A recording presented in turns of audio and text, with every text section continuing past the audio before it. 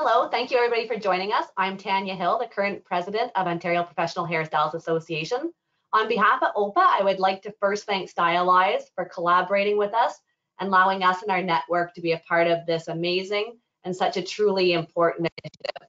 I'd also like to thank everyone who has registered, shown support, and shared this campaign with their networks. OPA believes in corporate social responsibility and wants to help facilitate ways for our association and industry to continually give back. OPA feels that by receiving this additional knowledge and tools, just one of us can help one of our clients or guests in early detection of melanoma, then this campaign has been a huge success. I now have the great pleasure of introducing Marianne Gagnon, Program and Event Director of Save Your Skin Foundation and Sty-Lives, and also the host of this webinar. So thank you so much, and over to you, Marianne. Thank you so much. And thanks to everyone for joining us today for this webinar titled Skin Cancer and Hair Professionals, Learn How You Can Help Save Lives. Before I introduce myself, I want to give a really warm thank you to OPA and Tanya more specifically for helping me put on this webinar and for inviting their community to join us today. It's been a real pleasure partnering with you on this. So as Tanya said, my name is Marianne Gagnon and I am the Program and Events Coordinator for Save Your Skin Foundation. Save Your Skin Foundation is a national patient-led not-for-profit. We're dedicated to the fight against non-melanoma, skin cancers, and ocular melanoma. And we do this through nationwide education, advocacy, and awareness initiatives like this one. We were founded by Penticton resident and melanoma survivor Kathleen Bernard. So now just a little bit of housekeeping. All participants are in listen-only mode. That means that you've been automatically muted. This presentation should take about 30 minutes. I will then have time to answer some questions. If you have a question, please write it in the question panel. So to do so, you find the question icon in your GoToWebinar toolbar. You click on it and type in your question. I'll do my best to answer all your questions at the end of the presentation. However, if I can't get to your question, I will be happy to answer it by email in the next few days. And also, this webinar is being recorded and it will be sent to all registrants tomorrow. So you'll be able to rewatch it if you'd like. We'll also be providing a few links to register and other information. So I'm going to go quickly over the objectives of this webinar. So first, I'll tell you about Sty-Lives, the initiative behind this webinar. Then I'll give you some information about skin cancer and why it's so important to detect it early. Then I'll go over why hairstylists play such an important role in early detection of skin cancer. We'll then go over the signs of skin cancer and what steps hairstylists should follow. And finally, I'll tell you how you can get involved with Sty-Lives so you can bring this initiative to your workplace. So what exactly is Sty-Lives? Well, it's a new Canadian initiative which aims to empower and educate hairstylists and barbers to detect potential skin cancers on the ears, face, and scalp of their clients. It's led by 2 medical students with the support of Save Your Skin Foundation and a team of dermatologists. One of the founders, who was a medical student at the time but has since graduated, her name was Dr. Miranda Waugh. She came up with this concept while she was doing an internship at a dermatology clinic. And in at least a few cases, the patients that she saw had realized that they had a suspicious spot when it was pointed out to them by their hairstylist. So Dr. Waugh realized that that hairstylists were already playing an important role in early detection of skin cancer, and that there was an opportunity here to further empower them and give them the tools to play this role. So that's how she came up with Sty-Lives. So really the concept behind Sty-Lives is that hair professionals who choose to participate are provided with a 5-minute training video and then send printed resources to facilitate the conversation with their client in case, should they find something suspicious. The purpose of the project is to increase earlier detection of skin cancers. It is not to train hair professionals to diagnose skin cancer. So this is really important. We really don't want you to be this to be an intimidating process for hairstylists. It's not about being able to say, is this or is this not a skin cancer? It's really just about feeling empowered and comfortable having that conversation with your client if you do see something that could be a skin cancer, and encouraging them to go have it checked out by a professional. So that's why we deliberately kept this training pretty simple. We don't want you to feel overwhelmed with information or to feel like you're not qualified to do this work, rather the opposite. Anyone can and should feel that they have a role to play in early detection of skin cancer. So I want to acknowledge that I know that a lot of hair professionals are already doing this important work, and I really thank you for doing that. And yeah, again, it's just about bringing an awareness to this and help legitimize it so that you can continue doing this important work. Okay, so time for a quick poll. So like I just mentioned, I know that a lot of you are already doing this work. So I want to know in the people who are watching this webinar today, who here has found, here, I'm going to bring up the poll, then we can look at it together. So have you ever found something you suspected to be a skin cancer on a client's face, scalp, or ears? So please take a minute, or actually, I'm just going to give you about 20 seconds to say yes, no, or not sure to this question, and then I'll be able to share the results.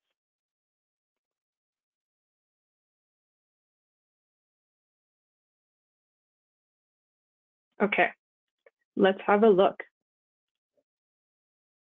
So 57% of you said that yes, you had indeed previously mentioned or seen, sorry, as a potential skin cancer on a client. So that's not very surprising to me. So now a follow-up question. If you answered yes, did you let your client know about the spot? So if you answered no or not sure, you don't have to answer this one. But if so, please let us know. So again, I'm just going to give you maybe another 10 seconds. Okay, looks like that's it. So 88% of you answered yes to this question. So that goes to show a lot of you are already doing this really important work. And I'm so glad that you're here anyway. It means that you're willing to learn more and that perhaps you're interested in getting help with this work. Okay, so now let's go over some skin cancer facts and figures, just so you have a little bit of background information. So skin cancer is the most common of all cancers. 1 in 6 Canadians born in the 90s will get skin cancer in their lifetimes. And there are more new cases of skin cancer each year than the number of breast, prostate, lung, and colon cancers combined. So that's a lot of skin cancer out there, just waiting to be detected. Melanoma is a form of skin cancer. So there are multiple forms of skin cancer, and melanoma is one of them. And it's now the 7th most common cancer in Canada and the 4th most common among young people, so people ages 15 to 29. It's one of the few cancers with incidence rates on the rise among Canadians. So unfortunately, we're seeing a steady increase of about 2.2% per year since 1984 in incidence rates for males, and that's 2% per year since 1994 for females. And unfortunately, melanoma is the deadliest form of skin cancer. So you really want to detect it early. Here are some risk factors for melanoma and other skin cancers. So exposure to ultraviolet or UV radiation through exposure to sunlight, tanning beds, and sun lamps are major risk factors for melanoma and other skin cancers. So that means, tanning definitely puts you at a higher risk for skin cancer. Other risk factors include the number and types of moles that you have, having a fair complexion, personal and family history of skin cancer, a weakened immune system, and a history of severe or blistering sunburn. And I just want to point out that having a fair complexion, yes, is a risk factor, but that does not mean that people with darker skin tones do not get skin cancer. In fact, sadly, they are often found later. So we want to be looking at all skin tones. So why should hairstylists get involved? You may ask yourself. So skin cancers that are located on the scalp, the neck, or the face can be more dangerous. And that's because they're often associated with higher rates of recurrence, and they can be more aggressive. So unfortunately, these high-risk areas are often difficult for people to inspect via self-examinations, especially if they're located on the scalp or the back of the neck. So it's really hard to sort of look at your own head. Whereas, while performing the various tasks related to their jobs, hair professionals happen to inspect these high-risk areas all the time. And one study found that the majority of hairdressers already examine their clients for lesions, regardless of being asked to do so. So that's why hairdressers are really in a really good position to do this work. The sooner a skin cancer is detected, the earlier it can be treated, and the fewer chances of it spreading or causing extensive damage or death. So yeah, skin cancers can be very dangerous, but if they're caught early, they can be treated successfully in most cases, which is why it's so important that we all be super vigilant and check our own skin regularly and do what we can to help others check their own. So now I just wanted to show you a little case study of this. So you might have seen this in the news. It was kind of all over the place for a bit there. So at a Vancouver Canucks game, an audience member, Nadia Popovici, noticed something on the back of Brian Hamilton's neck. And Mr. Hamilton is an assistant equipment manager for the Vancouver Canucks, and he had a small mole on the back of his neck. It measured about 2 centimeters and was irregularly shaped and red-brown in color, which are possible characteristics of a cancerous mole. So Mrs. Popovici had learned to spot potential skin cancers while volunteering at a hospital as a nursing assistant. At first, she thought that maybe he already knew, but if so, why was the mole still there? So she concluded that Mr. Hamilton probably did not know. She typed a message on her phone and waited for the game to end. After waving several times, she finally drew Mr. Hamilton's attention and placed her phone against the plexiglass.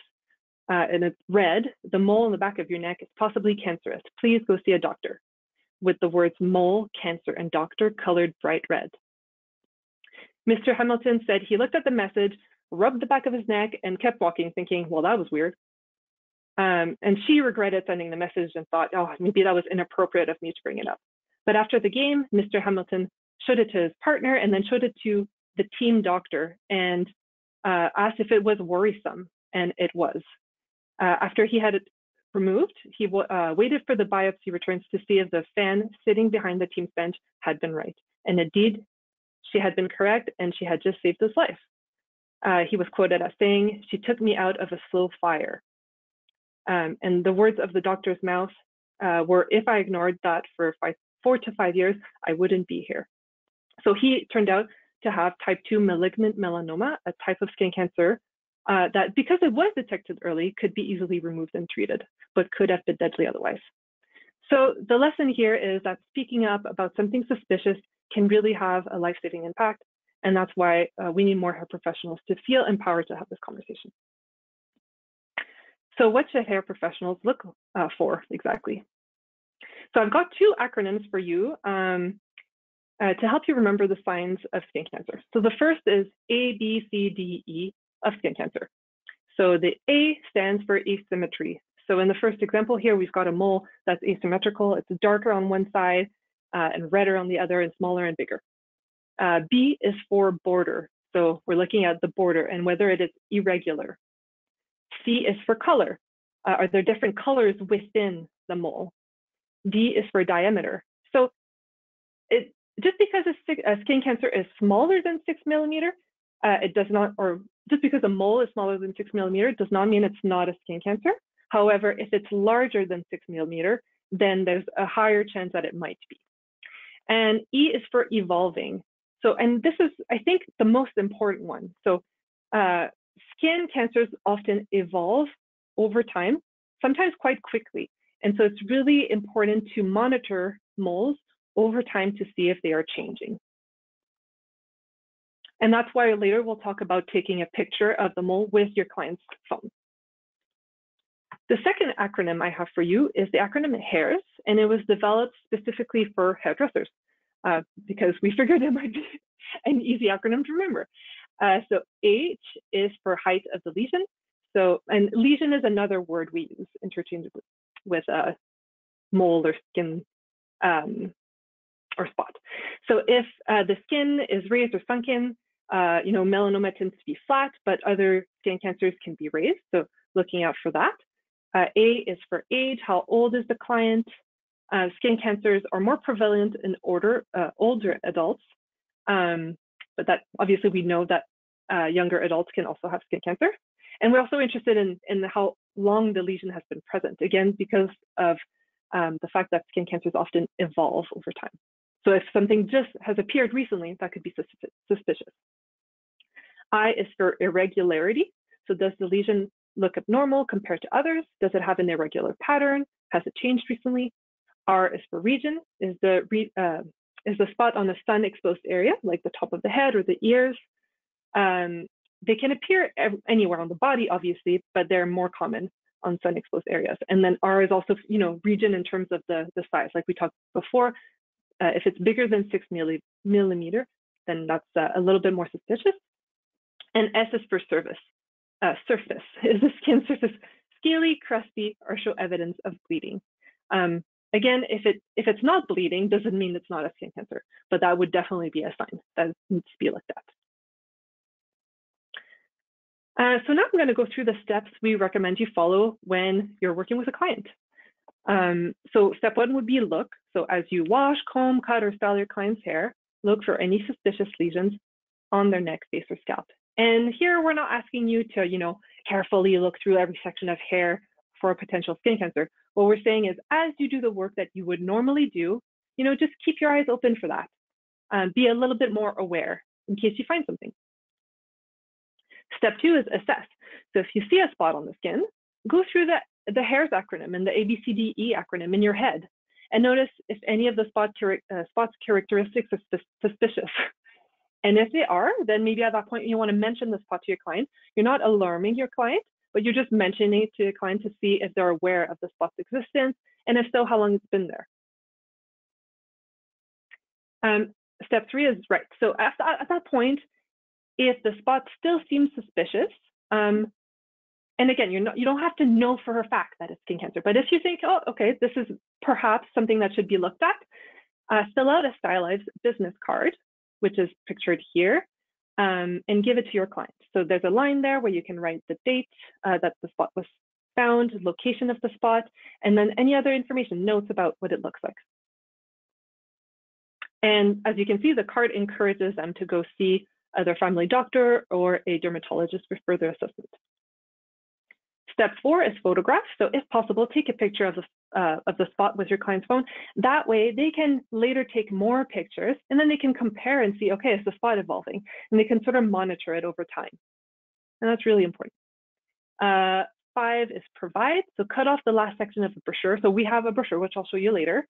And the last section of the brochure has information on how to find a dermatologist, and it has information for how to get support. So if someone does end up having a skin cancer, it's information for them to reach out and get support.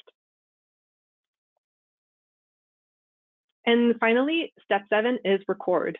So record the date of the interaction, how many resources you gave out, and any other notes or comments on our little form. So we send all participating hairstylists a little form, and you can just write down the date, how many resources you gave out, and any notes you might have. And then in a year, we'll get in touch with you again and get that information from you. And that's really helpful to us to sort of evaluate the success of the program and justify it to funders and such. Okay, so how to participate? It's very simple. All hair professionals in Canada are eligible to participate. So to get started, you visit our website, saveyourskin.ca/sty-lives-OPA and register. You'll be contacted within 3 business days by a member of our team to discuss next steps. And then training materials and resources like the business card and the brochure will be sent to you, and then you'll be able to get started. These are the business cards. And then our beautiful brochure, which also, as you can see, has the HAIRS acronym, so you can refer to it, and information on how to get support. And then the other side here has those 7 steps that I just went through. Well, we've got those listed there. So you can, if you need a refresher, you can sort of just follow along the checklist. We have information on how to find a dermatologist, and then just more information on how to get involved. So if you meet other hairstylists who might be interested, you can give them a brochure as well to help spread the word. We also have this beautiful poster with the acronym that you can put on your wall to sort of promote the fact that you're part of this initiative. And finally, a video here. I'm not going to show you the video. It's a 5-minute video that sort of goes through some of the same information I went through today. So the acronym, little tips for having a conversation, and it's more of a visual. So we've got these 2 lovely women here in the video showing you how to go about doing it. And you can find this again on our website on the same page where you would go to register, which is again here. So saveyourskin.ca/sty-live-OFA. Other resources. So there was a new app. Well, actually, first of all, our website.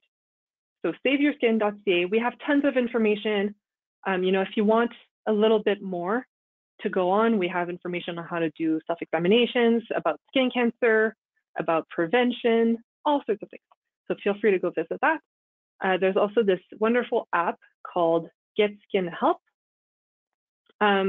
which allows people to book appointments directly with dermatologists. And these are virtual appointments, and you don't need a referral, and they are free. And often they don't have long wait times like you would normally have if you went and first got a referral from your doctor. So I really highly encourage people to check out this app, Get Skin Help, if they do want to see a dermatologist and have something looked at. And then there's the dermatology.ca website, which is the Canadian Dermatology Association's website that again has a tool to help you find a dermatologist.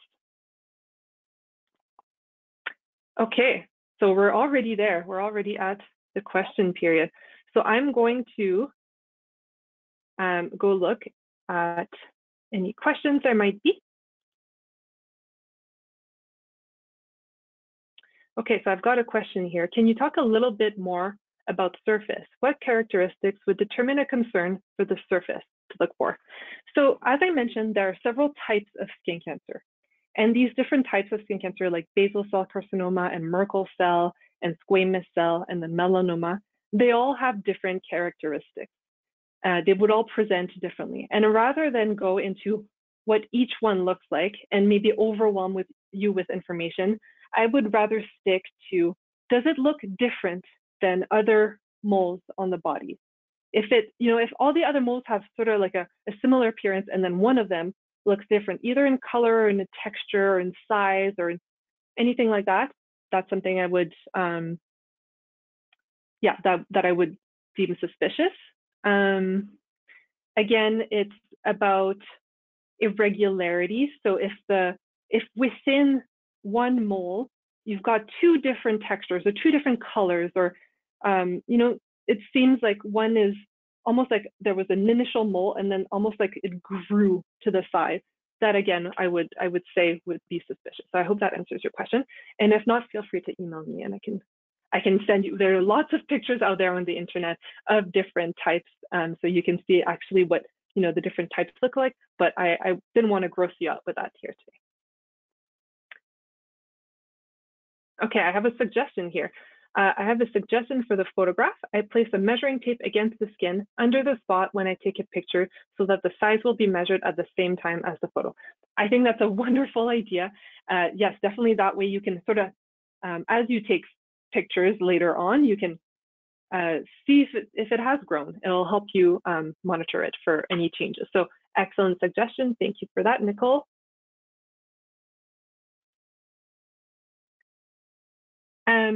Are those resources in the brochure you provide? No, those resources are not in the brochure. Well, that's not true. So on one of the pages of the brochure, there is the link to a page called How to Find a Dermatologist. And on that page, we have the website of the Canadian Dermatology Association, and we have a link to Get Skin Help. So in that sense, yes, they are listed, just not directly, but the link is in the brochure. Okay, that was it for the questions so far. Oh, no, one more. Is a mole/bump? Okay, so if a mole/bump begins to grow but doesn't have dark color, should we still mention it? So yes, not all skin cancers are dark in color. Some are a bit reddish. Some will be skin colored, believe it or not. Again, that's why we don't want to overwhelm you with all the information about all the different types of skin cancer. Some, like I said, will be skin colors, but there'll be other signs that they might be suspicious. Like again, they might be scaly or a little bleeding or be changing. I think that's the main one, evolving. And as I mentioned before, people with darker skin tones, the mole might, match the color of their skin. And so again, you don't want, I wouldn't take any one of the criteria and go on that alone. I think it's a mix of them. If there's more than two, and again, the evolution. And that's why what I would really suggest is just saying, hey, I noticed that there's something here. Did you know it was there? So first of all, now they know that it exists, and now they can start tracking it. And you could, sort of describe it to them, offer to take a picture, and really just encourage them to keep monitoring it.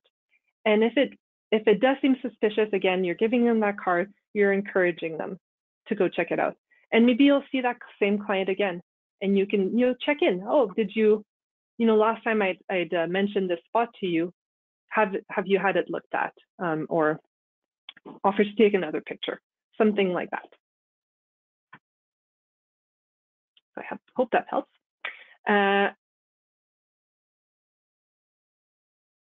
I took the photo with my client's camera, so she has the photo to send to her doctor. Should I mention it again in her next appointment?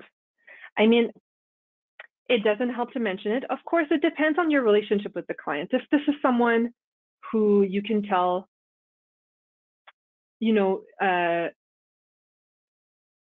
isn't very engaged, or like, you don't want to, we're not asking you to pester anyone. We're not asking you to force a conversation that's not happening. But certainly if you have that good rapport with someone already, yes, go ahead and mention it again, bring it up again. Like, the worst that can happen really is that you might not the worst, but ideally, yes, we want to keep bringing it up, because sometimes people need that extra little push to motivate them. I'm sure this has happened to you too, where someone has brought up something, and you kind of you don't take it seriously the first time you hear about it. So yes, if you have that good of rapport, of course, bring it up again. What's the harm in that? Okay, so that was it for the questions so far. However, I might just wait a second more. There you go. We have another one.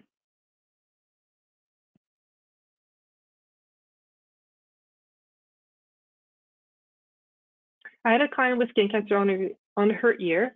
She pointed it out to me and was having it treated. I felt awful.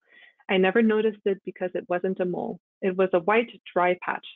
How would I tell the difference between just dry skin? Well, I'm sorry to hear that, but you should definitely not feel awful. Again, this is not, you're not a professional, you're not a dermatologist. And she never, asked you to look at it and give her your opinion. So yes, sometimes you'll miss things, and that's just how it is. And yes, how can you tell the difference between just dry skin? The truth is, a lot of doctors can't either, and that's very sad, but that's why we need to teach people to advocate for themselves.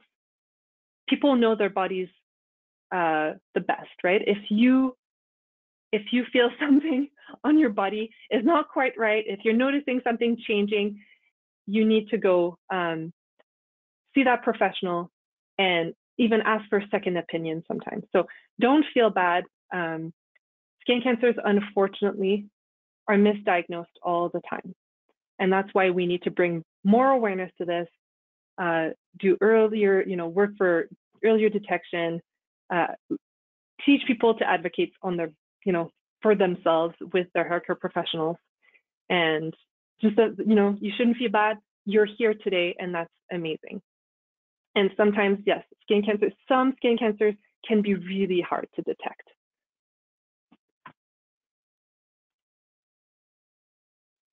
I thought, your hair color is perfect. That's really sweet.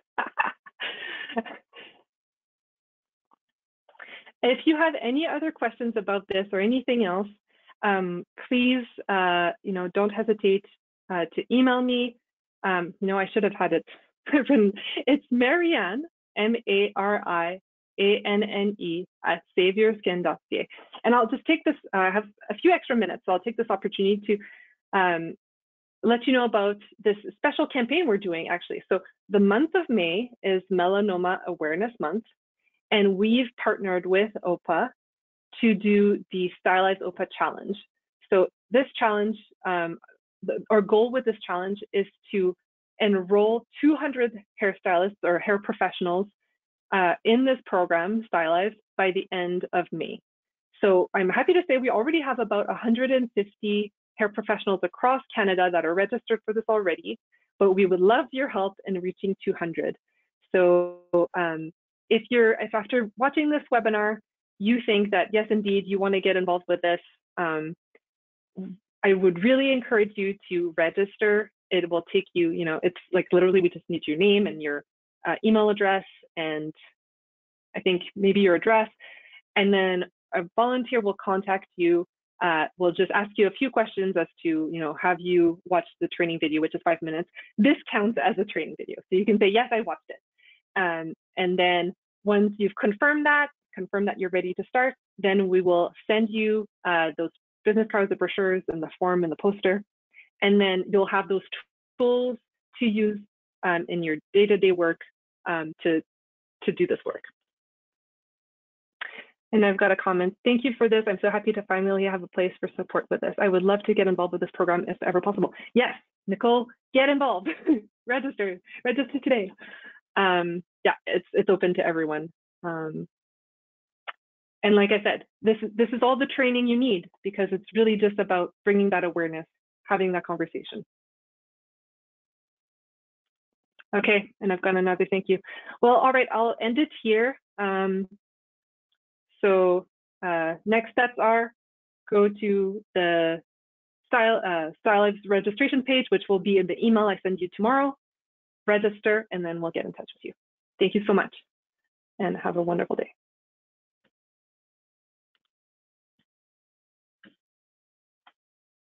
I'm going to end the webinar.